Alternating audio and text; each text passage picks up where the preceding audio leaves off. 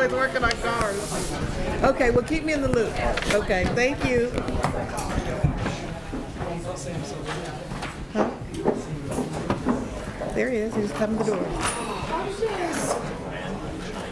Oh, you're having Father Habercore. That's what I said. Everybody gets that. Everybody wants to have Father Habercore. I know. That's what I said. I had him. I had him Okay, first. you guys, next time I gotta have a personal attendant to find what entrance we go in. Well, I would have came and got you. I didn't. I went through the back doors. Oh, Jesus. In line for the dance recital over here. I go, what is this all city council? No, we're for dance recital. I told you. How are you?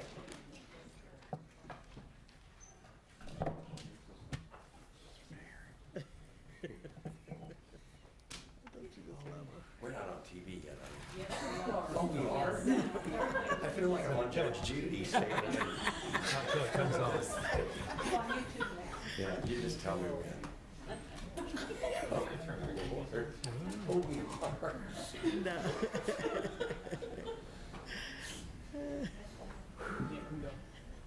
Oh, he said go.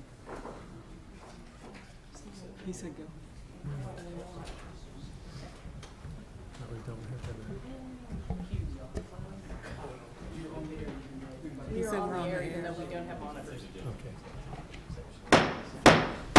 Call the council meeting to order. If you would please rise and give your attention to Councilwoman Sandra Clear for the invocation and remain standing for the Pledge of Allegiance. Hi, Father Tim Habercorn is a priest for the Archdiocese of Kansas City in Kansas for the past 23 years. He was born and raised in Topeka, and after serving in parishes in Kansas City, Overland Park, Olpe, and Hartford, he is now beginning his 9th year as pastor of his home parish of Sacred Heart St. Joseph's here in Topeka. And let us pray. Eternal God, we ask that you send your blessings upon this council and all who are present here this evening. We thank you for this opportunity to serve others. Grant us the gifts of leadership, integrity, perseverance, understanding, and wisdom so that we may make decisions that are fair and just for the good of all. Above everything else, may all that we say and do reflect your glory. And we ask all these things through your sacred and holy name. Amen. Amen. I pledge allegiance to the flag of the United States of America and to the republic for which it stands, one nation, under God, indivisible, with liberty and justice for all.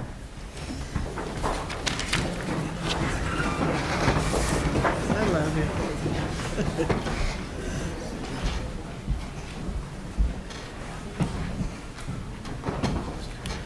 He said he felt like he was on Judge Judy. Look at him. He's a mess. There are no proclamations tonight, but we do have a presentation. And by the way, is that monitor on up here? All right. We were on. These are not. I was informed we're on, but these two monitors are not functioning right now. We do have a presentation, and that is the Troy Scroggins Award that is given each year. I'd like to have two participants to come forward to be a part of this.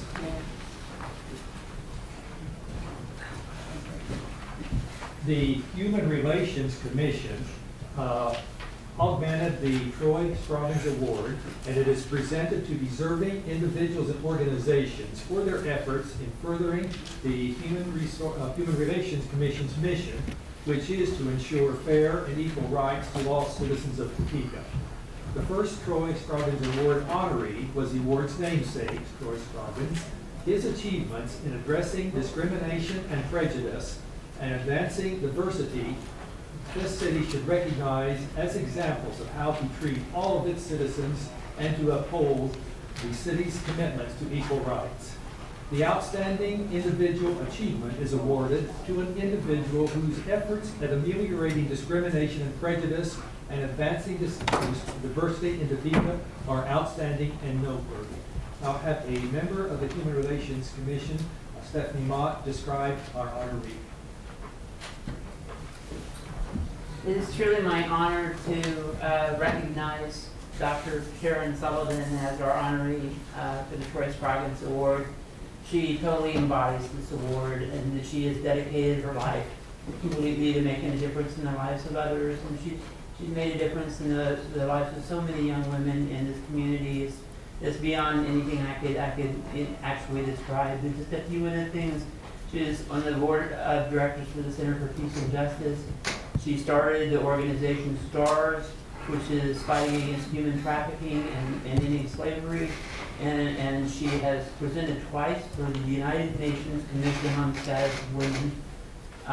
And she's a dear friend of mine, as well as a mentor and inspiration, definitely. It's my honor to recognize Dr. Sullivan. Thank you very much.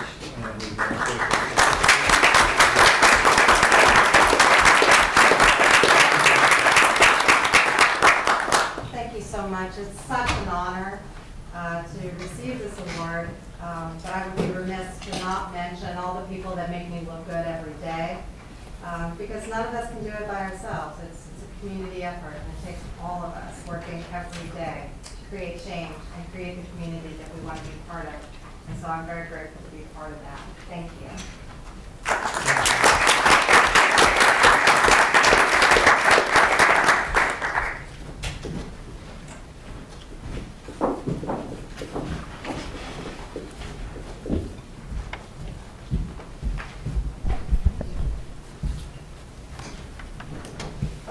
We will proceed with the roll call. Mayor Wilgess. Here. Council members Hiller. Here. Clear. Here. Ortiz. Here. Shum. Here. De La Isla. Here. Jensen. Present. Schwartz. Here. Cohen. Here. And Harmon. And I failed to mention that there are other members of the Human Relations Commission here. Would you stand, please? I want to recognize that you were a participant, and I know Amy was standing back there, was just walking out. So thank you for being here as a part of this celebration this evening.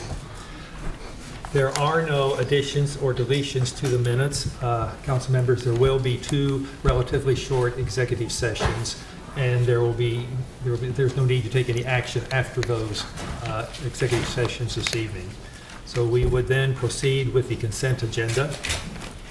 A is a resolution introduced by Councilmember Brendan Jensen granting Travis Owens an exception to the provisions of City of Topeka Code Section 945-150 at C concerning noise prohibitions. B is a resolution introduced by Councilmember Sandra Clear granting Viesta Mexicana an exception to the provisions of City of Topeka Code Section 945-150 at C concerning noise prohibitions. C is a resolution introduced by Councilmember Sandra Clear granting Fiesta Mexicana an exception to the provisions of City of Topeka Code Section 945-150 at C concerning noise prohibitions. D is a resolution introduced by Councilmember Sandra Clear approving a special event known as 2015 Fiesta Mexicana. E is a resolution introduced by Councilmember Sandra Clear granting a waiver to the provisions of City of Topeka Code Municipal Code Section 106120 relating to parking on unimproved surfaces. F is a board appointment recommending the appointment of Dr. Julie Swift to the Topeka Shawnee County Public Library Board of Trustees for a term that would expire on June 30, 2019. G is a board appointment recommending the appointment of Elizabeth Post to the Topeka Shawnee County Public Library of Trustees for a term that would expire on June 30, 2019. H is a board appointment recommending the appointment of Elizabeth Dobler to the Topeka Shawnee County Public Library Board of Trustees for a term that would expire on June 30, 2019. I is a board appointment recommending the reappointment of Elizabeth Ross to the Topeka Shawnee County Public Library Board of Trustees for a term ending May 1, 2019. J is a board appointment recommending the reappointment of David Monaco to the Topeka Shawnee County Public Library Board of Trustees for a term that would expire on May 1, 2019. K are minutes of the regular meeting of June 2nd, 2015, and there are no applications. Okay, that is the consent agenda, and your pleasure. Councilman De La Isla. Councilwoman De La Isla moves to approve. Councilman Jensen seconds. Is there any discussion? All those in favor vote yes. Opposed vote no. I vote yes. We have 9 yes. 9 having voted yes, the consent agenda is approved. I would like to introduce the new members. By the way, you see we are actually approving the appointment of 5 members to the Library Board. There are 2 reappointments and 3 new members. The new members, Dr. Julie Swift could not be here. Elizabeth Post and Elizabeth Beth Dober are here. Would you stand, please? We thank you for your agreeing to serve. We appreciate your service.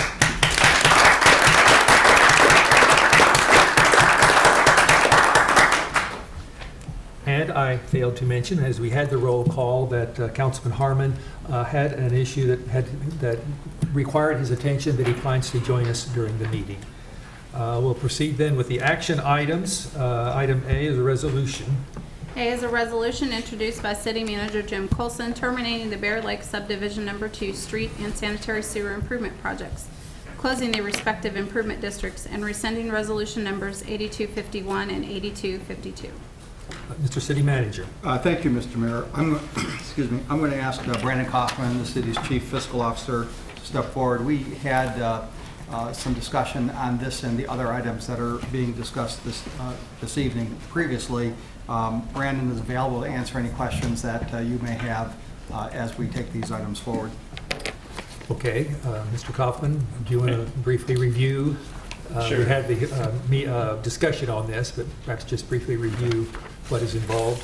Mayor and members of the council, the Bear Lake subdivision is located at Southwest Yersh and Huntoon Street. It's a subdivision that was approved in 2010.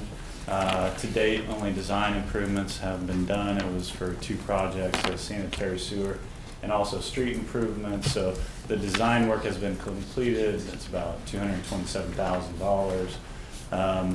We haven't seen any movement from either the engineering firm or the developer in the area. So at this point, we're recommending termination of the district and then repaying the $227,000 primarily through the general fund and requesting that amount from the developer. Are there questions to Mr. Kaufman from council?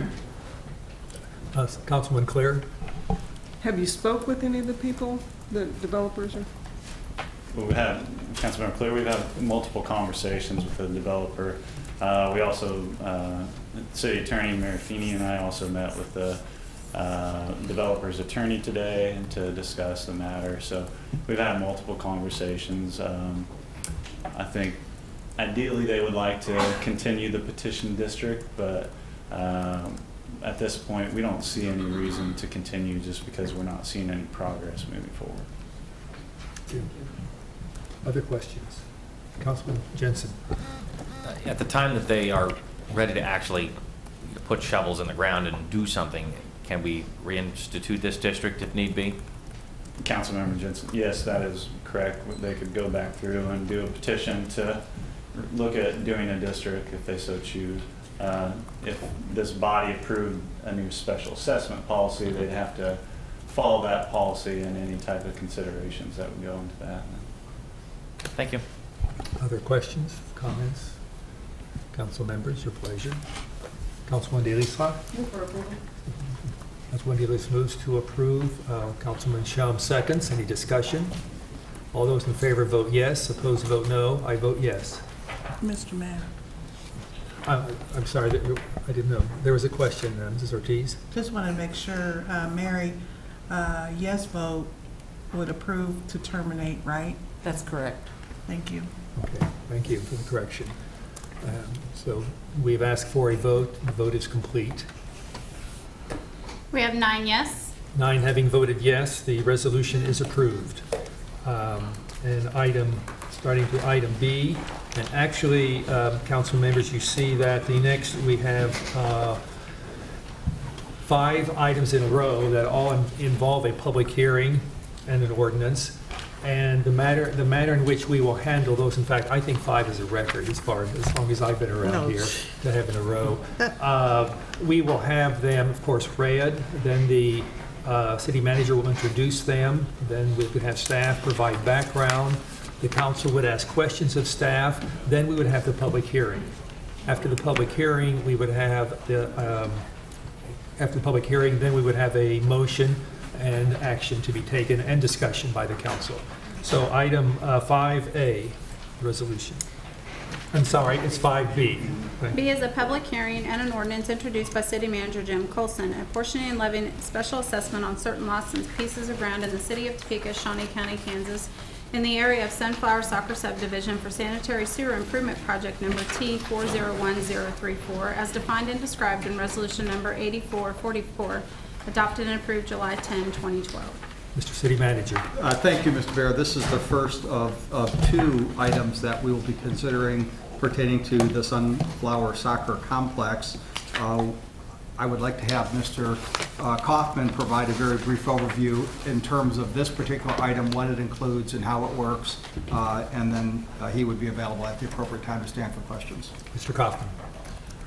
So this discussion started in 2012, and then the council and the Transient Guest Tax Committee made a recommendation to the governing body to approve a 1% increase in the transient guest tax to pay for improvements associated with the Sunflower Soccer group that included field improvements, sewer improvements, restroom concession stands. So multiple improvements have been made at the facilities.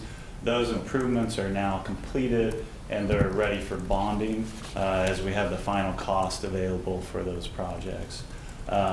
Part of the bonding, so the way that would work based on the contractual agreement that we have with Sunflower Soccer is that we would actually assess the properties and then the city would pay for the special assessments to the county on behalf of the Sunflower Soccer Association.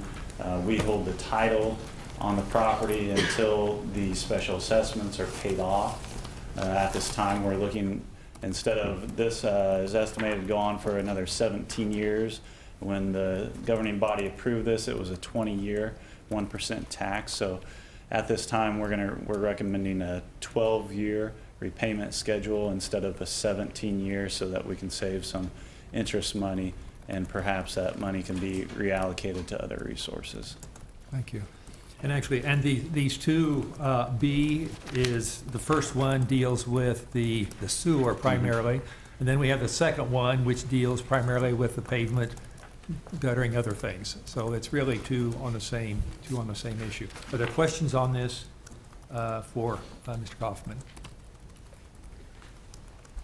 Okay. I'm sorry, yeah, Councilwoman Ortiz. Thank you. Do you have a final call?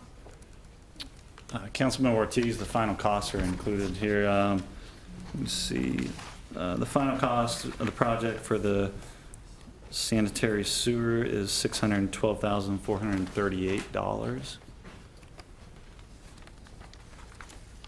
And that's the one on this, on item 5B, the public, Yes. the ordinance is for, is really the sewer, force main, levee crossing, railroad bore, trench, and backfill. Yes, and that does not include interest. Great. That's the final principal cost of the project. Okay. Are there other questions, Mr. Kaufman? Can you repeat that for me again, please? $612,438.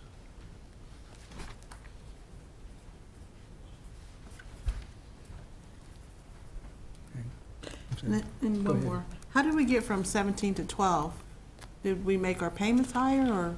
Well, so the Councilmember Ortiz, the tax started in 2013, so we're in the third year, so there's 17 more years that'll be on this tax. So that could be, those bonds will be spread over the next 12 years, but there's still 17 years left on the tax. Okay. Thank you, Mr. Mayor.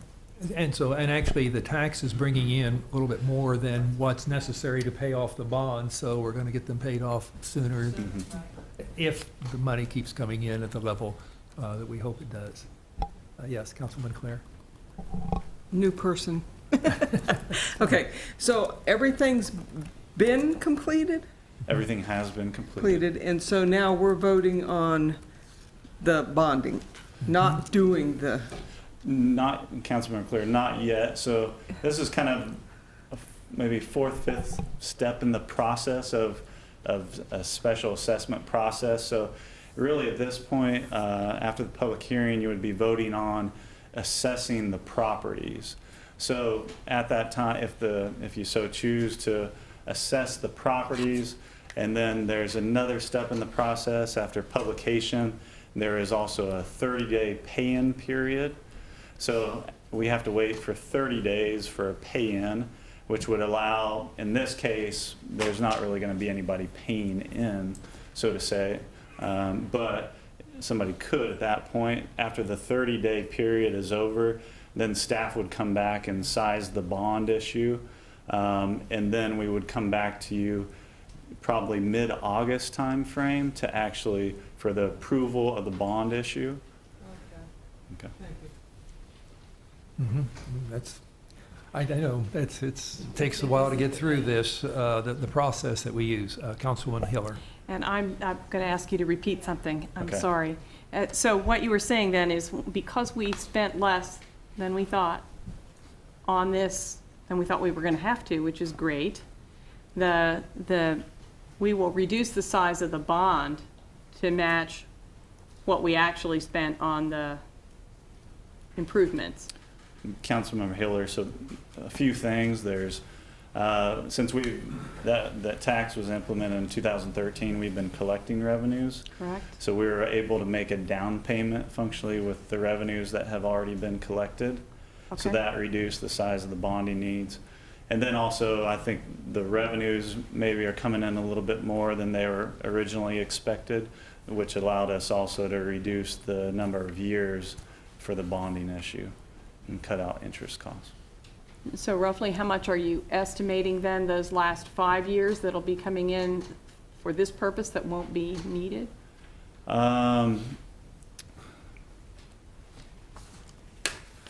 Councilmember Hiller, you know, if we just looked at maybe like a 1% growth, if those bonds were paid off in 2027, maybe you'd be collecting $420,000 or more moving forward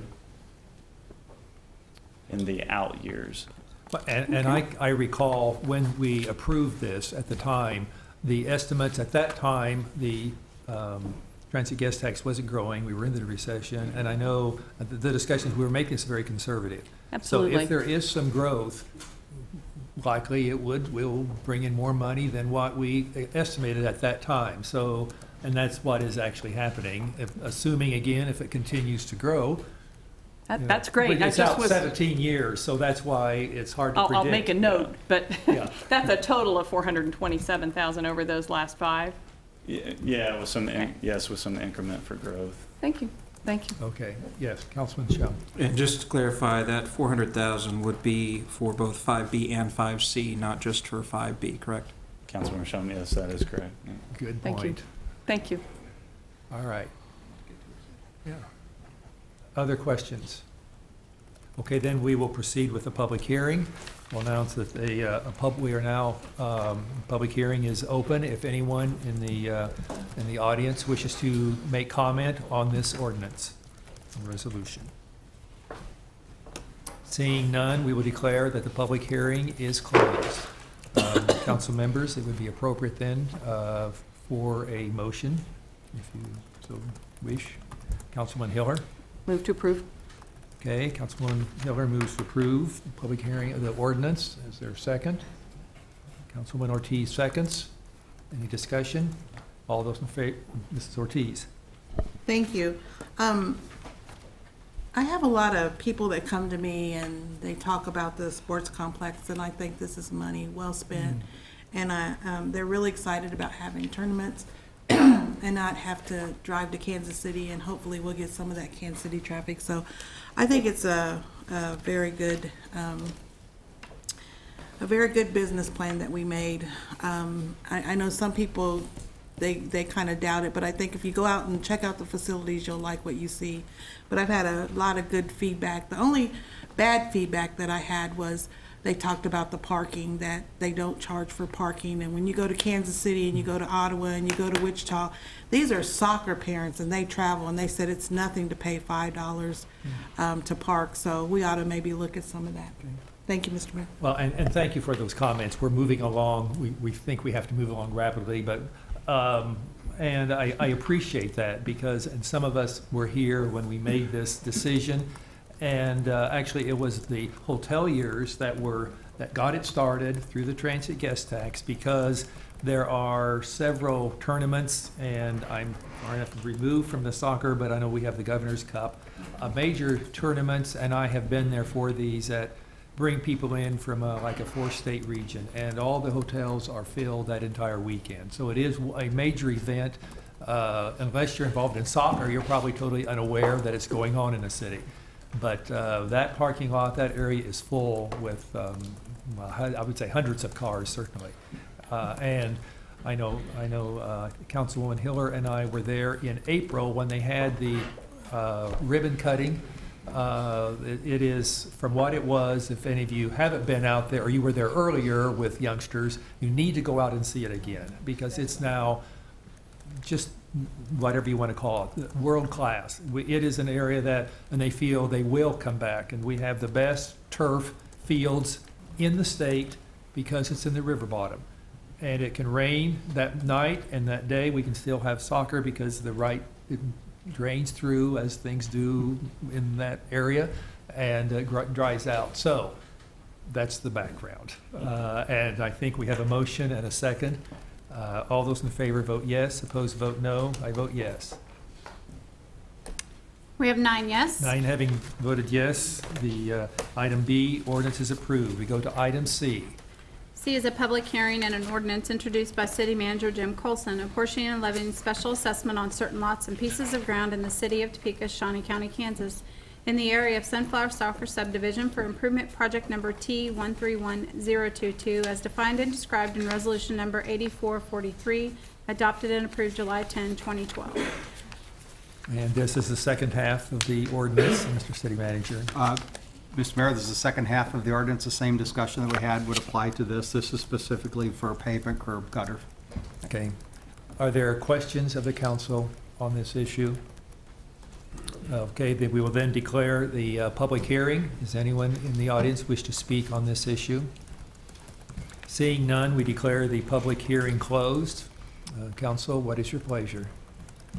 Councilman Jensen? Move approval. Councilman Jensen moves to approve. Councilman De La Isla seconds. Any discussion? Councilman Ortiz? Well, I'll just say this. This is my main complaint that I got, but we got state-of-the-art restrooms and concession stands now, so you should go see them. Yes. Because we've come a long way from porta potties. That's right. Couldn't be said better. Any other discussion? Seeing none, all those in favor vote yes. Opposed vote no. I vote yes. We have 9 yes. 9 having voted yes, the ordinance is approved. Go to item D, the ordinance. D is a public hearing and an ordinance introduced by City Manager Jim Colson, apportioning and levying special assessment on certain lots and pieces of ground in the city of Topeka, Shawnee County, Kansas, in the area of Lawrence Bay Estates subdivision for street improvement project number 60632, Phase 1, as defined and described in resolution number 8025, adopted and approved December 18, 2007. Mr. City Manager. Thank you, Mr. Mayor. This is an item that we've had a significant amount of discussion on. We've also had a public meeting last evening just to make sure that people who were in the area understood specifically what was involved in this particular. I would ask Mr. Kaufman to step forward, provide a brief overview of what's included in this particular item, and answer questions that you may have. Mr. Kaufman. Mayor and members of the council, so this particular item deals with, and we're going to hear multiple projects tonight, and 2 of them have the same kind of square footage. One of them is encompassed in a larger area. So this one deals with specifically Lawrence Bay Estates.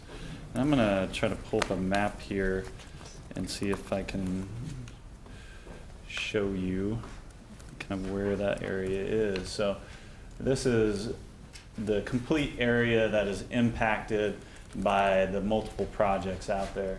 So the area in purple that you see highlighted is the 178 units that make up Lawrence Bay Estates. This street project, the benefit is primarily derived in that 178 units. So each lot received 1 unit per the final cost of the project. So we're estimating that these specials, when spread over a 20-year period, and applied to each of the lots out there, the 178 lots, would result in about approximately $1,900 that would be applied to the each lot out there. Okay. Other questions for Mr. Kaufman? Okay, so this is the first one, and it is really the pavement, the streets for that pavement, curb, gutters, contingencies for this, that one, the area there in the purple. Mr. Yes. Mayor, we also came to this board and presented 3 options. One was to fully assess the cost of the project. 2 was to set a varying interest rate. And then 3 was to allow partial prepayments. So tonight we'd stand before you and recommend. Missed. We'd recommend fully assessing the cost of the project based on the market interest rate that is received from the bids when we go to bond for the city, and then also allowing partial prepayments. So as I mentioned earlier, that 30-day window that people could come in if they wish to buy down those special assessments, and by making a partial prepayment instead of a full payment, they could bring those down. Okay, thank you. Any other questions? Any questions, comments? Mrs. Hiller? If I could have a clarification about that. So would this be this would be the only time such a window would be offered, and what it would do was give us cash to cover this so that we would have to borrow less? And Councilman Heller, that's correct. We believe it's a good thing, it's a good practice, it's flexibility for the development community and also homeowners if they wanted to pay those specials down. Past practice has been that you had to come in and pay the full amount of the specials. But this would, we would carry less debt over the years if we allow partial prepayments. So we think it's a good overall flexible option moving forward. And if Okay, I may, yes. then it would allow a developer to, in effect, refinance, reposition the way they've got the financing so that the specials would be lower and they could otherwise absorb the sale cost through the sale of the house or however they wanted. That is correct. Thank you. Thank you, Mayor. Okay. Councilman Shum? With this being a departure from how the city's operated in the past, what methods will the city use to notify the folks of the option for the prepayment? Councilmember Shum, there's a standard notification process. So in the past, the assessment ordinance, if approved, would be published on Monday, and then that would start the 30-day payment period. So if the assessment ordinance is approved, the city clerk would send out notification letters, and we would change the language in there to say we're allowing partial prepayments. And those payments are made to the county treasurer? The payments would, Mr. Mayor, they'd actually be made to the finance department. Okay. And The city. then we would track those over that 30-day time. And then if people came in and paid on those, then when we went to size the bonds, we would, deduct the cash that we received and then size the bond issue. Okay, very good. That's very good. Councilman Cohen? Where will they be published, physically published? Topeka Metro News. In our official, the Metro official News. newspaper that we use, and then they will send notices to the property owners. Councilman Schwartz? Well, you all know this is in my district, and we had a very good meeting last night. The only thing that I would ask, and I don't know if we have to change any rules or anything, but there was a massive amount of letters that went out to people in my district. I started getting calls and had no idea what they were talking about.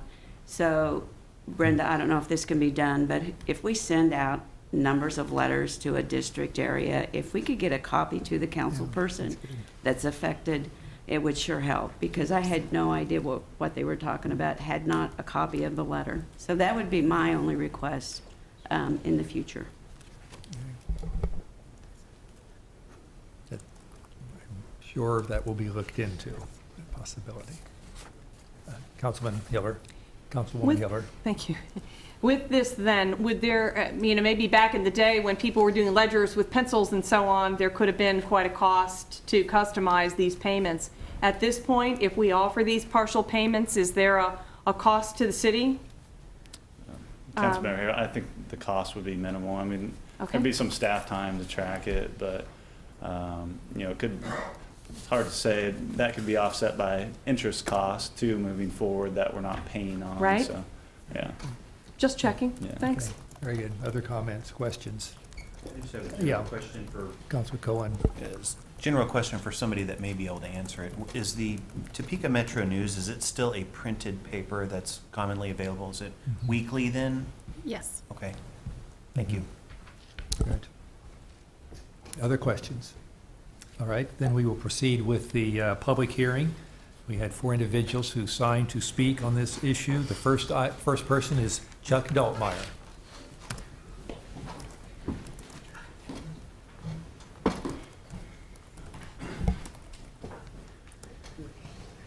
I guess at this time, all I got to say is we use that method in the county.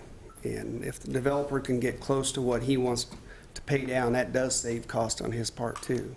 Because the engineering fees and the administration fees are on percentages. But at this time, I don't have more than that to comment on. So, Okay. Okay, thank you for your comments. Our second person is Jennifer Sork.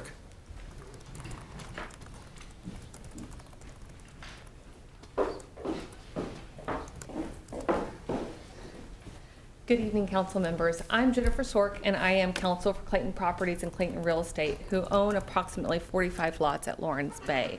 We've been in continuing talks with the city in trying to resolve what continues to be a concern with the high price tag on the special assessments, which is preventing the sale of real estate. We would like to continue those conversations with the city, and we'll continue to do so. And that's my message here tonight, is that we're going to continue and hopefully become some sort of solution in trying to get that real estate developed and people moving there, and continuing following the land use plan that has been determined and adopted by the city council approximately a year ago on those tier 1 level communities, and get that property filled. So that is my message today. Thank you. Thank you. Thank you for your comments. The third speaker is Henry McClure.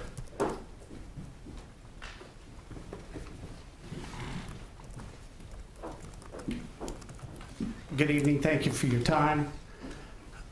It's kind of an interesting case because we've got infrastructure out ahead of need, and usually in Topeka it's the other way around. So you guys got to vote for this. It's a no-brainer. You're going to do it. But now how are we going to pay for it? You guys are going to have carrying costs until we sell the lots. You've already heard from one homeowner to say that's a burden, and we've got a developer saying, yeah, in the county, this is the way they do it, and he can live up to it. So I just want to plant 2 seeds. I'm sorry I missed the meeting. Last night I had prior engagements trying to make some deals for Topeka, bring in some new blood. So one is to roll out the red carpet to this project, and that's Elevation Parkway. And that's a project that sat on the books for 20 years. It will take a lot of pressure off of 29th and Fairlawn, which ultimately is going to be developed. The guys behind that are going to do a good job. They're well capitalized. They got good ideas. So you take 37th and Gage, connect it to 41st and Wanamaker, boom. You've got access to those lots, and they're going to sell better. Connecting Gage, or connecting Fairlawn from 37th to 53rd also opens up a lot of nice property for development. And lastly, as you guys are later on rethinking how to spend those sales tax dollars, think about the developers right here in Topeka. There's a lot of good quality people here that can do projects, and what you really need to look at this is kind of like, okay, we're gonna turn this into like a development district. We're gonna make an investment in ourselves, and we're gonna encourage people that want to go out there and start paying the burden of the project. So take your $5 million, let people come up, developer by developer, and pitch their case. We gotta stimulate home development. We gotta get rid of specials, And let's make an investment in Topeka, Kansas, and our own people. And I think that will go a lot further. I thank you for your time. I want to get out of here because I know you guys do too. It looks like you got a long agenda, so thank you for giving me a chance to speak. Thank you All for right, your, good night. thank you for your comments. Our next speaker is John Rowenhagen. Okay, Mr. Rowenhagen passes. Are there other members, persons in the audience who wish to speak on this ordinance? Seeing none, we are ready for action on the item D. Council members? Councilman Ortiz? I'll make a motion to close the public hearing and adopt the ordinance. All right, Mrs. Ortiz moves to approve the ordinance. Estelle Isla seconds. Any discussion? All those in favor vote yes, opposed vote no. I vote yes. We have 9 yes. 9 having voted yes, the ordinance is approved. We proceed to item E, similar public hearing and ordinance on Lawrence Bay. E is a public hearing and an ordinance introduced by City Manager Jim Colson, apportioning and levying special assessment on certain lots and pieces of ground in the city of Topeka, Shawnee County, Kansas, in the area of Lawrence Bay Estates subdivision for water improvement project number T281004, as defined and described in resolution number 8080, adopted and approved July 15, 2008. Mr. City Manager. Thank you, Mr. Mayor. Just to keep scorecard on this, the first item, we dealt with the pavement and the curb and gutter. In this case, we're talking about the fire hydrants, the engineering, the piping for all the water. Mr. Kaufman is available to give a very brief overview as to what we're considering and answer any questions. Thank you, Mr. Kaufman. So this is, like the city manager mentioned, for the water projects out there. We're estimating that this would add about $267. You can see, once again, this special assessment area is in the purple area, or the 178 lots of Lawrence Bay Estates. Okay. And everything is similar to what you said the last time. Any questions, comments for Mr. Kaufman? Mrs. Claire. New person. What happens if they don't sell, they don't repay? Half sell, half don't? Councilmember Clear, there's a statutory process that's followed. So in the event that if an owner decided not to pay, they could choose not to pay for 3 years. After the 3rd year, the county could choose to take that to tax sale. If the county chose not to take it to tax sale, the city attorney at that point could also choose to take it to a tax foreclosure sale. Thank you. Other questions, comments?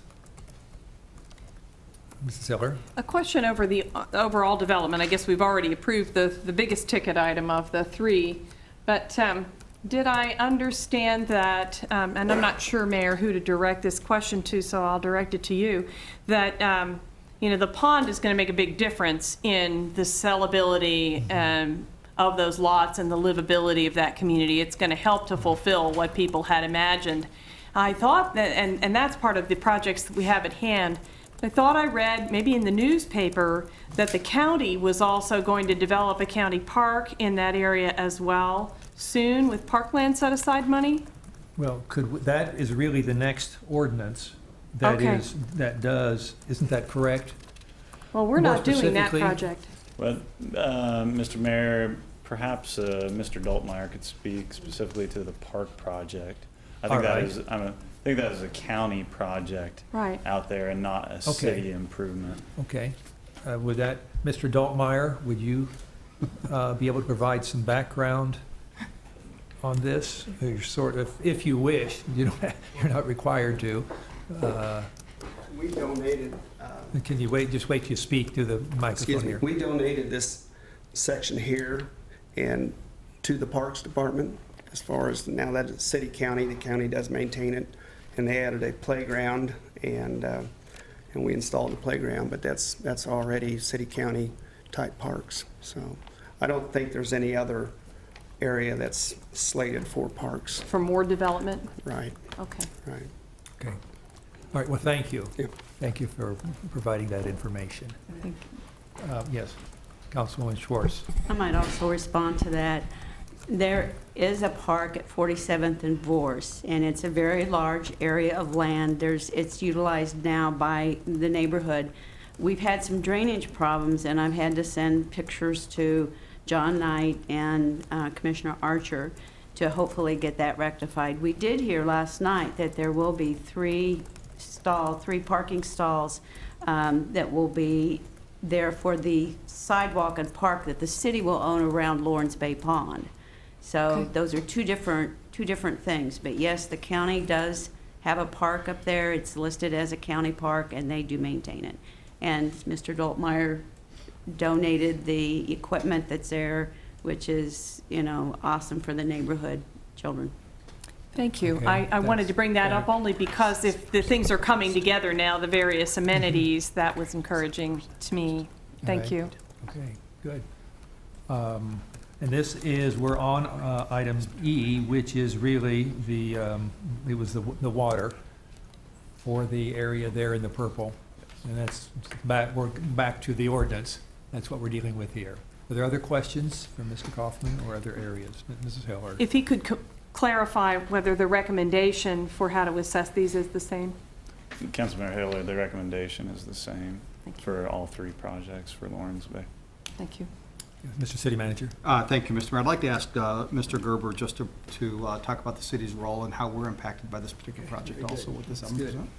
Yeah, Mr. Gerber. Mr. Mayor, Mr. City Manager, as you might note in the cover sheet, the assessment of the 178 lots out there is divided approximately 93% and 7%. 7% is actually assessed to the city utilities. And as you'll note in the supporting documents, that is because the water line was upsized from an 8-inch to a 12-inch, and so the city utilities are absorbing that cost of that upsizing. Okay. And I understand too that as if you've been there, it's a beautiful area, but it's very hilly. That's what is very nice about it, with although some steep hills. So that made some of the costs, I understand, more for the putting in the utilities and streets because of that. Are there other questions? Seeing none, we will proceed with the public hearing on item 5E. We have three people who have signed to speak. If they wish to do so. The first is Chuck Daltmeyer. All right, thank you. The second is Jennifer Sork. No further comment. All right. Third is John Rowenhagen. All right, thank you. Is there anyone else in the audience who wishes to speak on this ordinance? Seeing none, we declare the public hearing closed. Council, your action. Mrs. Delisla? Ms. Delisla moves to approve. Ms. Clear seconds. Any discussion? All those in favor vote yes. Opposed vote no. I vote yes. We have 9 yes. 9 having voted yes, the ordinance is approved. We proceed to item F, the last ordinance on the Lawrence Bay Estates. Mr. City Manager. I'm sorry, we will read the ordinance. F is a public hearing and an ordinance introduced by City Manager Jim Colson, apportioning and levying special assessments on certain lots and pieces of ground in the city of Topeka, Shawnee County, Kansas, in the area of Lawrence Bay Estates subdivision for drainage improvement project number T151001, as defined and described in resolution number 8120, adopted and approved October 21, 2008. Okay, this one is a little different, Mr. City Manager. Thank you, Mr. Mayor. I just, before Mr. Kaufman speaks, I want to make sure that I'm getting everybody focused in on what we're talking about.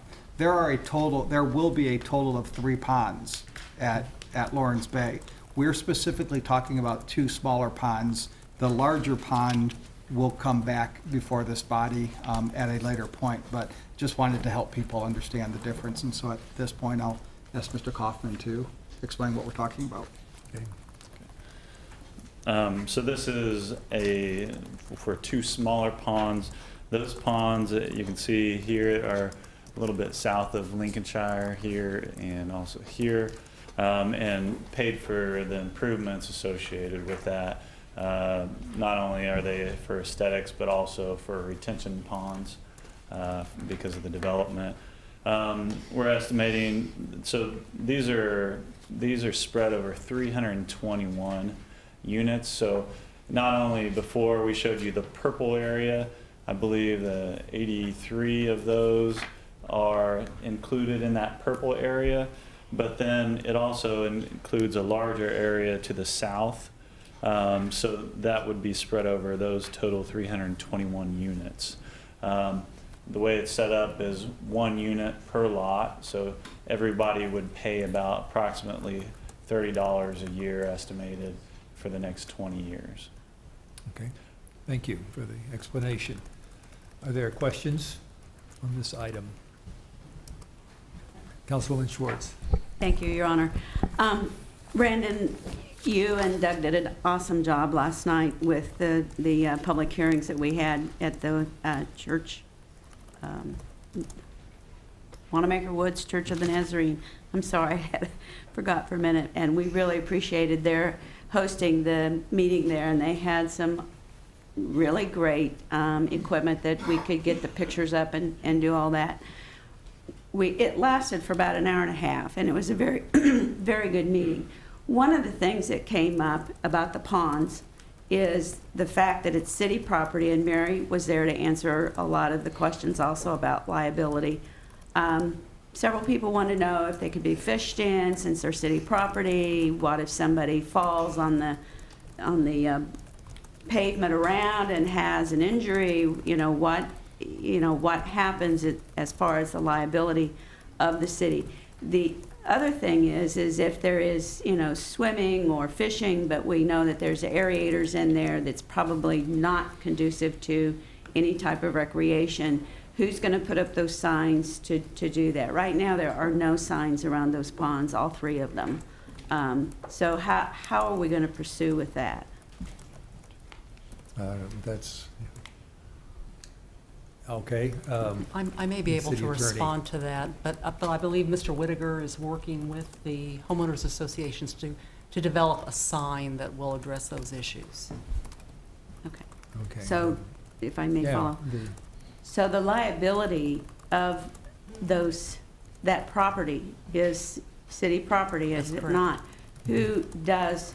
Who is responsible for the liability if we have something happen there? Well, it is city property, so it would be treated as if there was an accident on another city property. It would be Okay. treated not differently. So I want you to clarify that the homeowners associations we have a contract with them to maintain, mow, whatever needs to be done in that respect. But if there's treatment that needed to be done, say we have a infestation of mosquitoes or whatever, that we had to actually take care of that, or if we had the sidewalk crumble and we needed to replace the sidewalk. That is not up to the homeowners association to do that. If that is city property, so it will be the city's responsibility? Well, we do have a contract with the 2 homeowners associations to maintain, and I don't know all of the details of that contract, but it does address a lot of the issues that you just mentioned. Okay. I'd be happy to share a copy of the So contract. we will be researching that then? Yes. Okay. Okay, very Thank you. good, very good. Good question. Anything? Councilman Hiller? I'm trying to remember Mayor. then our discussions when we did this, and it's just really good to bring this out. When the bonds are finally paid off, I remember us discussing the pros and cons of the city owning it at the time, just because of that responsibility, and the council ended up voting it through in order to help out the homeowners that were there, even though that was a business we didn't want to get into, that we would do that. Now, once the bonds are paid off, does that remain city property, or will it become the property of the homeowners associations? That will remain city property. Okay. It is Thank you. permanently permanent city property. Other questions, comments? Seeing none, we will proceed to the public hearing. We have 3 persons to speak if they wish. First is Chuck Daltmeyer.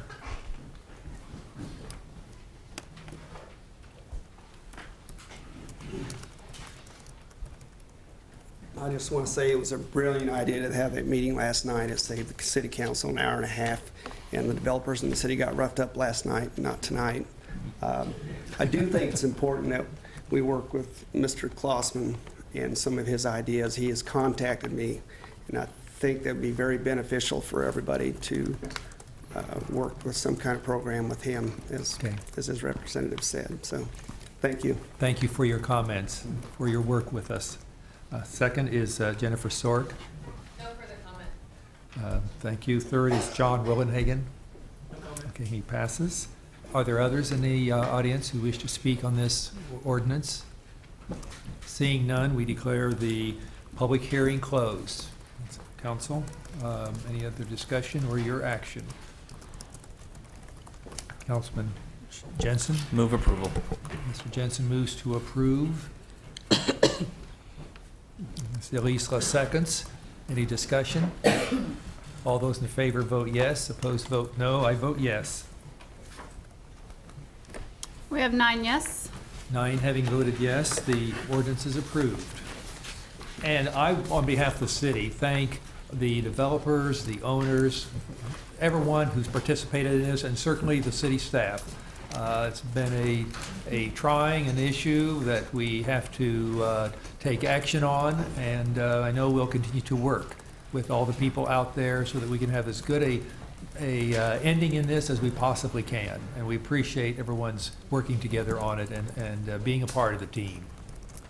That completes the action items. We proceed then to non-action items. The first is a discussion issue. Mr. City Manager. Thank you, Mr. Mayor and governing bodies. So I've been in Topeka for 3 years, and I don't think I've gone to a meeting yet where the concept of streets has been brought up. Specifically, I think there are a lot of people who are recognizing that the work that's been done since the half-cent sales tax, the citywide half-cent sales tax and the countywide half-cent sales tax came forward, that we have made some significant improvements in terms of the major streets, the arterials and the collectors in the community, but there has been a tremendous amount of concern about residential streets. As I sat with Mr. Whitaker and several members of the staff, we took a look back at the citywide half-cent sales tax that was passed about 4 years ago, that was implemented about 4 years ago.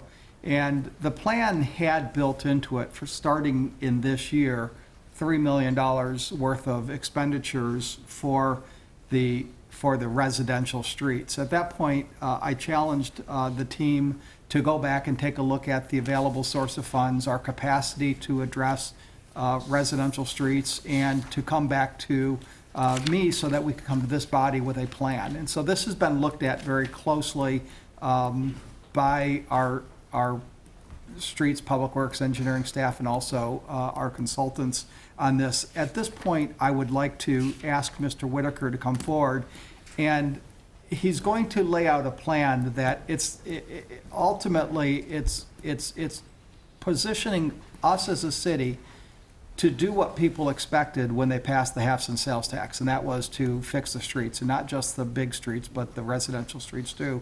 And I don't have to say that I don't have to tell you it's a problem. And as you look at the statistics and the location and where the streets that were previously identified have the problems, you're all going to recognize them. But I think we're today going to bring to this body an idea about rolling out a very aggressive street plan. And when I talk about this, not just the streets, it's the alleys.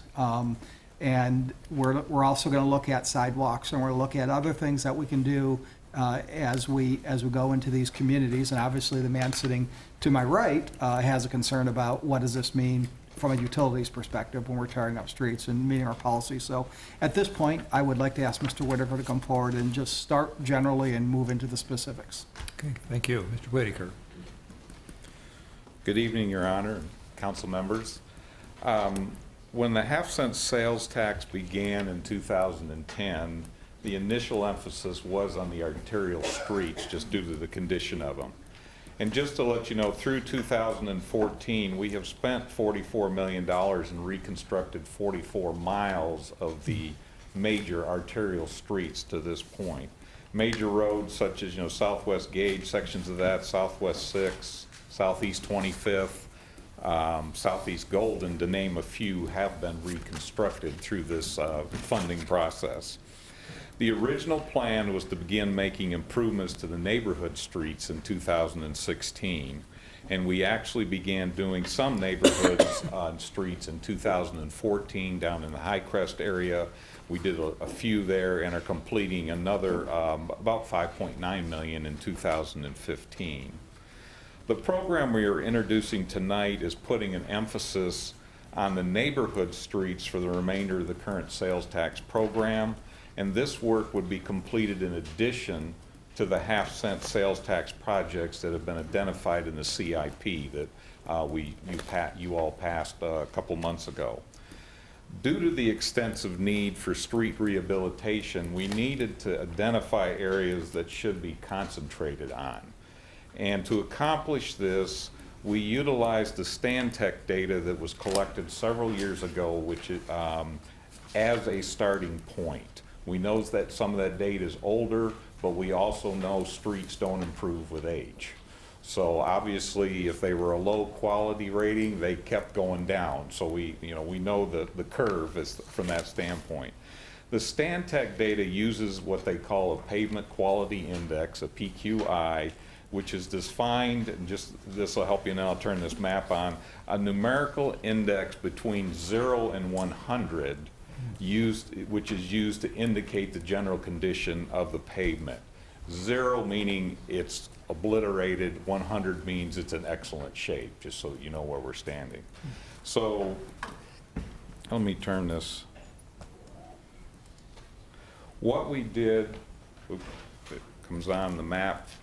The map here, we broke it down into everything. We rated and grouped throughout the city anything that had a PQI of 40 or less. So again, remember, 100 is the best. And what we had is the red would be the worst, and that's a PQI of about 20 to 27. It would be our worst streets, and it could include full depth, reconstruction, full depth patching, curb and gutter replacements. I mean, everything which would be needed with complete rehabilitation or reconstruction. It could, in some cases, be a mill and overlay if we were able to in those areas. The orange areas would be really as a PQI of 28 to 33. And it could, again, include full depth patching and curb and gutter replacement, but more rehabilitation or a mill and overlay in those areas.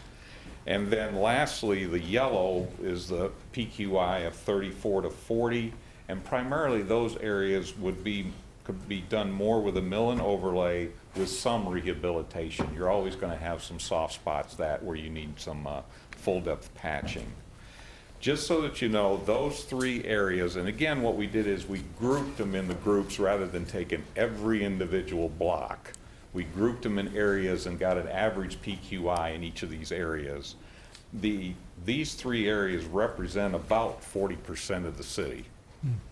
And the estimated cost to repair or replace is about $125 million through that. So that, again, that was just getting, group an area, the cost for all of those different streets. It doesn't mean, I want to clarify, the areas that we didn't color that are above 40 doesn't mean that we're saying all the rest of the streets are in great shape. Obviously, there's still some issues there that you could have to deal with, and going forward, obviously there's some areas that we have rebuilt, so obviously we do have some that would be on the upper end of the scale from that standpoint. So that gives you an idea of how we tried to come up with what are the areas that we need to concentrate on, as a key, at least from a standpoint of, some sort of numerical rating to try to determine. Now the second, and I forgot, I did give you some small handouts because I knew this might be a little difficult that you could see on the screens. The second map, which is called there the neighborhood road projects by year. This indicates the areas that would be targeted in 2016 would be the red. The areas that were completed in 2014, which is primarily over there in the High Crest area, there's a few small area there, which is the blue. And then those that are currently being completed in 2015, which is the green areas, again, is some more in Highcrest, and I'm sorry, there was some in North Topeka in the 2014, and then there's some additional streets in 2015 also. The red locations, and this is where it gets a little tricky, are areas that had a low PQI. They actually, most of these red ones that we're showing on this map were within the red area, you know, in the bigger map there when we rated all the streets. But we still feel we could save these areas with mill and overlay and a little bit of patching. But however, if we neglect the streets, you know, much longer, everything just keeps sliding downhill, and so therefore they could all end up being full reconstruction. And so that's why we were trying to key on these areas for 2016. The red represents about $10 million of mill and overlay, but it's almost 22 miles of, you know, the streets, city streets that we could do. So that's about $500,000 a mile. If you remember the 44, it was $1 million a mile when we were, and primarily everything we've had to do on the arterials has been reconstruction. And you take, another example would be, and I don't want to dwell too much, but I hate to use the word Wanamaker, but Wanamaker from 10th, we showed in the 16 CIP, 10th to 21st is starting to go. And with a mill and overlay, we can save that road. If we ignore it, you're probably, you know, for maybe $2 million you can save it. If not, it would be full reconstruction, which could be well over $6 million if we just let it go. So what we're trying to show here, and that's what I'm trying to show with this smaller area here in these streets, is if we go in and do the mill and overlay, we can save maybe 22 million from having, not 22 million, 22 miles of street, and do it for about $10 million rather than maybe twice that or even more if we got into having to do full depth reconstruction from that standpoint. Just so you know, we currently have a balance as of the end of 2014, and given to me from finance, is about $19 million in the sales tax. So I mean, there is cash, you know, available to fund these projects. Based on the conversations, I worked with a consultant. We kind of just he had a general conversation with one of our asphalt contractors just to see how much can you do in a year of mill and overlay. And they felt they could do about, if it's just strictly mill and overlay, not reconstruction again, is about a mile a week. So 22 weeks, so you could do all 22 miles within a construction year. And again, you're not closing the street down totally, you're milling, you know, a couple inches off and going right back in. So yes, there is disruption to the neighborhood, but you're not closing an entire street for weeks at a time like we're having to with our major roads. So they could do about a mile a week, like I said, so we could do that within that area. Going forward for the 2017 till we set out to about 2020, which again is about when when the current tax would sunset, is we plan to do a formal comprehensive analysis of the remaining areas. And by that what I mean is going back and reutilizing, you know, maybe looking at doing some additional Stantec analysis, because that other data is old, to really understand where our streets are from that standpoint, and then again come up with these are the ones we should target, you know, going forward for the last 4 or 5 years of the program at this point. Again, we would be trying to base it on PQI so that we're utilizing something that's numerical, not just I think we need to do this street or that street. The intent, because these will be more, we know after we get this 10 million, this 22 miles out of the way, we're going to be more into rehabilitation type streets. So therefore there is going to be more full depth reconstruction. So the intent would be to spend $5 million a year over the remainder, you know, for those streets, because there would be more disruption, they would take longer, and it's not going to be doing a mile a week, if you know what I'm trying to say from that standpoint.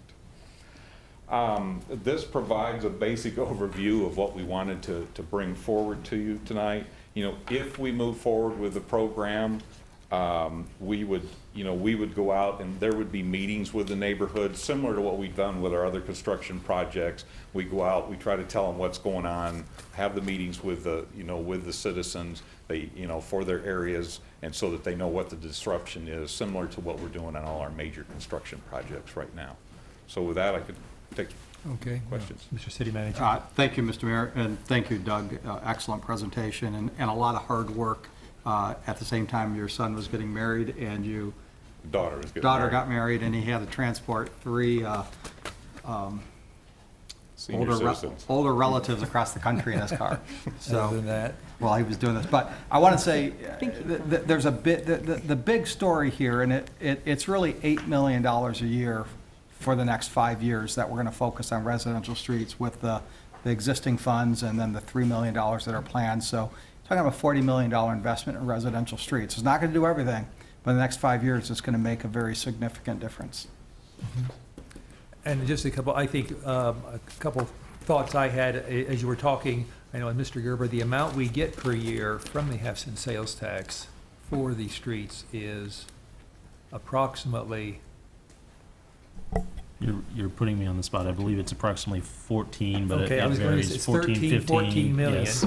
We have more available, so, and that's because in the last year, we weren't able to complete some things or that the costs were less. So in other words, we've had a little buildup here that's helping us get this underway. Would that be the correct way to describe it? Yeah, Mr. Mayor, there were a lot of decisions that were made in the past, and Mr. Whitaker's first year on the job was not a pleasant one because he was getting a lot of phone calls from angry people. He was getting a lot of phone calls from an angry city manager because I was getting a lot of phone calls from angry people, including some of you. And we learned our lesson. We went in and we really made sure that for the last year we could get everything done on time. And I think we have a new team in place. We're really doing some very good method work, and I think we're in a position now where we can really escalate. Okay, very good. And the other is, now, we aren't just only doing residential streets for the next couple of years. I know the answer, but would you want to comment? I mean, we're also going to continue doing some major streets. Yes, Correct? Your Honor. Yes, we're, with the CIP, we had laid out for 16 through 20. Yes, there are several major streets that were listed there. What we're talking here is in addition to those projects there. So we're really adding on, and then so actually, as we take action on these, you will be coming back to have, we will approve the project budgets for these. So actually, and council members, we will vote on them at that particular time, doing those streets. Is that about the way it's handled? Yes, Mr. Mayor. We in the budget that was approved in the 2012 plan, we had the $3 million of residential streets already. We're going to come back to you with a more complete plan, and certainly want to get buy-in from the community and from this body as we go forward. Okay, good. Those are my quick thoughts. Councilman Claire. Where do the sidewalks, gutters, curbs, does that tie in here anywhere? When we get into the council member, when we get into the reconstruction, we would take care of additional, curb at that time we can repair under the half-cent sales tax. Sidewalks, if they're already there, we can replace them. If there are no sidewalks under the half-cent sales tax, we can't add them. So. With Mr. City Manager. Sorry. Yeah. So one of the things we're looking at is additional source of funds, the use of some of the countywide half-cent sales tax, and also other funds and other programs that would be available to address that. And I've had conversations with a couple of you, and there is as much concern about alleys as there are about streets. So we're taking a look at that too. We wanted to roll this out very quickly, understanding there's a whole lot more work that needs to be done, but the ability to identify a source of funds that could address sidewalks and alleys, address the utility repairs that need to happen. I know that Doug and Doug had a chance to meet yesterday, and I haven't been fully briefed on their meeting, but I think Mr. Gerber feels comfortable with the plan and how we would be able to address utility issues also as we go forward. So we don't have complete information, but we have a good start of a plan. Okay, good, thank you. Councilman Shum. First of all, thank you. Thank you to the city staff. 40% of our streets being in disrepair is not an east side issue, it's not a west side issue, it's an entire city issue. And as you put it very well, Mr. City Manager, it's something we've all been hearing for a long time. And to be able to take this back to our citizens, to be able in 4 or 5 years to have aggressively attacked these streets that are in red and yellow and orange and improve the whole city of Topeka, it's an exciting time. We've got a lot of stuff coming up, and as been put very well to me by many of my constituents, they like the folks going to the riverfront and driving downtown to get there on nice streets. We'd like to leave our neighborhoods and get there on nice streets, and I'm very supportive of getting our streets done. I wanted to thank Mr. Jensen, Councilmember Jensen, for bringing it up a few months ago, and just wanted to say that we're all excited to be getting better streets and putting it on a plan that the citizens can hold us accountable to. And that is correct. We will have a timeline for this that the citizens can keep an eye on when streets are being done for the next 5 years. Yes, Councilman, we would put together, what that, how they would go, and then, yes, be in Thank you so communication much. with the citizens also, yes. And a very good comment. It's nice, as you look at the map, how well they're distributed throughout the city. In all areas, there are streets that need work. Councilman Jensen? This is a great start, really. I'm impressed with the work you've done here. How often, I'm assuming we rent this scanning gadget that gave us all this data, correct? Yes, excuse me, The scanning, the street tech. How often do we do that? Well, this is older data, and that's when I said I wanted to do a formal update, that's what I'd like to look into, to go into for 17 and 18 and 19, is to come back with more up-to-date data. I challenge you just to put that on a regular schedule, every 5 years, every 10 years. This is a great start. It's not big enough. I'm concerned that while we've got some stuff we're starting here, we're not digging out of the hole. And please correct me if I'm wrong. I know that, like has been discussed, there's more things coming down the pipe, but we've got to get out of this hole. And if it takes 20 or 30 years, that's great. But I mean, we need the big plan, the huge plan that says in 30 years we're going to have all of our streets repaired, and we're going to be on a recurring maintenance plan or something like that. This is fabulous work. I'd love to see more of it. I can't wait to get started. Thank you. Good, very good. Councilman Ortiz? Thank you. Thank you. I think this is great, but what are we going to do regarding street maintenance? Is there money for that? Can we use this money for that? As far as, can we use half-cent sales tax towards street maintenance? I believe, yes, we can. Again, we're trying to attack the streets that need to be rebuilt, so that it's really the limitation of the funds that we have to spend.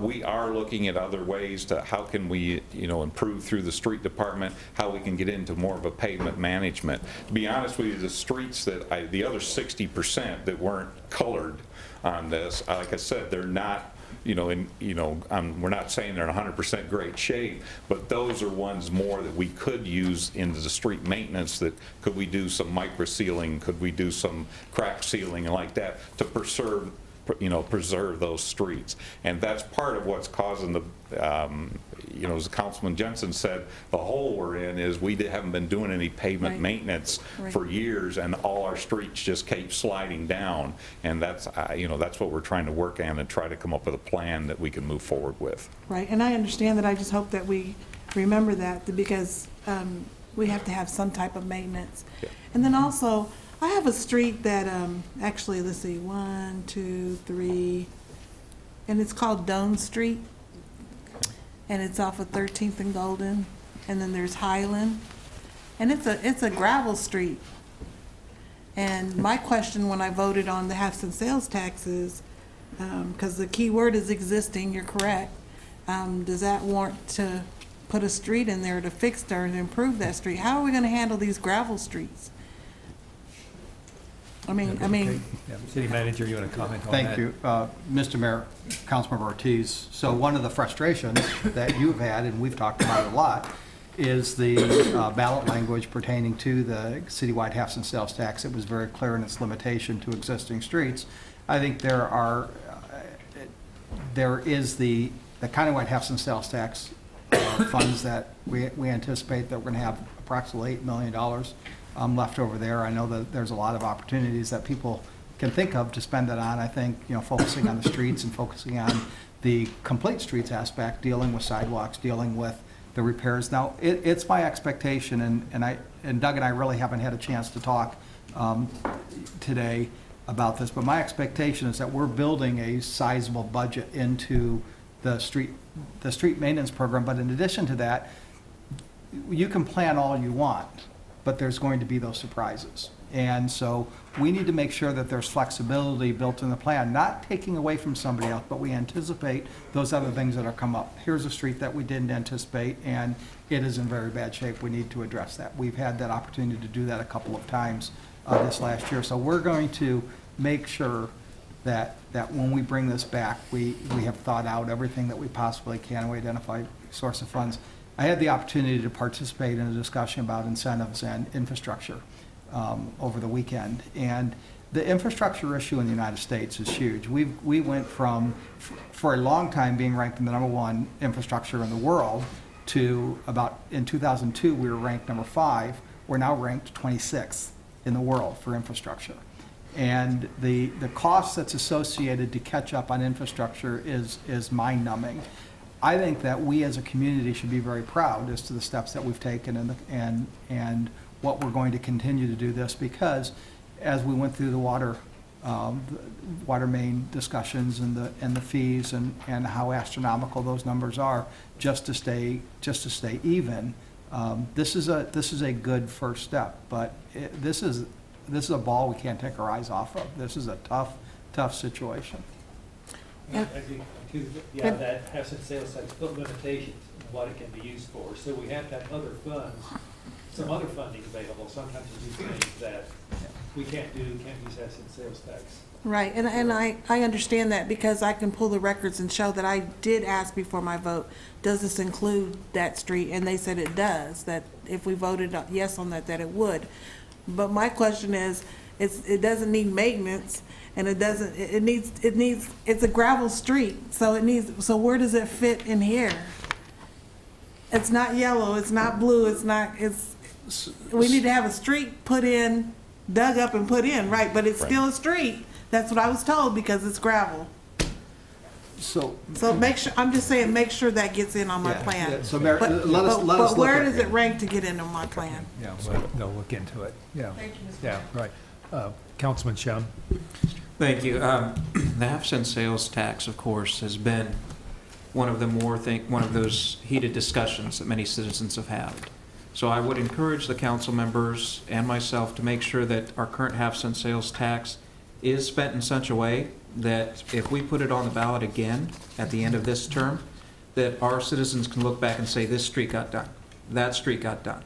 And we can carry that message so that we can change the ballot language to include places where there aren't sidewalks, to include more freedom for the city council to fix things. But to do that, we've got to earn the trust by spending this sales tax wisely and giving the folks the streets that Topeka deserves. Thank you. Very good, thank you. Deputy Mayor Hiller? Amen. And my comment, I want to reiterate, to support Councilwoman Ortiz's comment first, just kind of across the table, my top priority for the city's operating budget, which we're going to start on Saturday, is to make sure that preventive maintenance part is in the Public Works Department. I'm not convinced it's there, and for me, if we were going to add money for anything, that would be first, so that we can stop the bleeding, stop this conversion. So be prepared to tell about it later, but that's really a top priority, and thank you for bringing it up. In terms, if I may, of this plan, I think this is very, very exciting, and you've made a really great case for getting that's a pretty cheap, if you will, way to get in and do that mill and overlay and save money and extend the lives of these particular streets that you've chosen. So I find that exciting. On the flip side, however, I was on the council, the day I was elected was the day the half-cent sales tax was passed. And so those of us who were on the council at that time the staff really looked hard at the list of streets, and they came up with a 10-year plan, and that plan, the way that was structured was that we should do the main streets first because they had the most traffic and were the most expensive and all that kind of stuff. And they were very convincing about that. It makes me nervous that we have $19 million in that kitty, because we all know that not all the streets that we were going to do in the first 7 years have been done. And so which keeps me back to Councilman Jensen's request before, which was a comprehensive plan. So not just the main streets that we aren't looking at today, and we're going to look at these streets today. I, for instance, am eager to see, I know that we ended up pushing out some of the streets that we didn't do that were supposed to already be done in the citywide half-cent sales tax have now been bumped forward all the way into the countywide half-cent sales tax, and they will be improved, which is nice, and the sidewalks will be included, and that'll all be great. But we need to get that interlocal done, but if we're gonna have to wait another 7 years for a street that was already supposed to be done, that's why that 19 million's in that pot. And I think all of us, I feel accountable to not only my district, but also everybody all over the city, to be able to tell them if their major street, that connector that gets them from downtown to their neighborhood and back, or the riverfront, if it's not done yet, to be able to tell them that it's definitely going to be done at some point, and when, and how, if it's pretty badly deteriorated, which a number of them are, like 12th and Huntoon in District 6, what we're going to do to hold them together until we get to them. I just think we do as a council. Again, I'm excited about this, and what you're describing makes sense, but I know that money, alleys didn't even get done last year, and I've been trying to stay, because 2 of them out of the 4 were supposed to be in my district, and they didn't happen at all. And Ron Rames has been very gracious, because I've had residents who said, well, when are they going to, I think my alley's worse than they did. They've got a rating chart, they were going to re-rate them, and what I know is that I have an email that a little spurts of strings that goes all the way back to spring of, I think, 2013 of, listen, when we come out and do those reassessments, we'll invite you and we can look at it together. And I periodically pop in, and they haven't had the staff or the time to even do the reassessments yet. So I know, I'm glad you mentioned the alleys at first. I know they're stacked up, and they are important to get done too. We've done some really great work on alleys, absolutely, but they are backed up.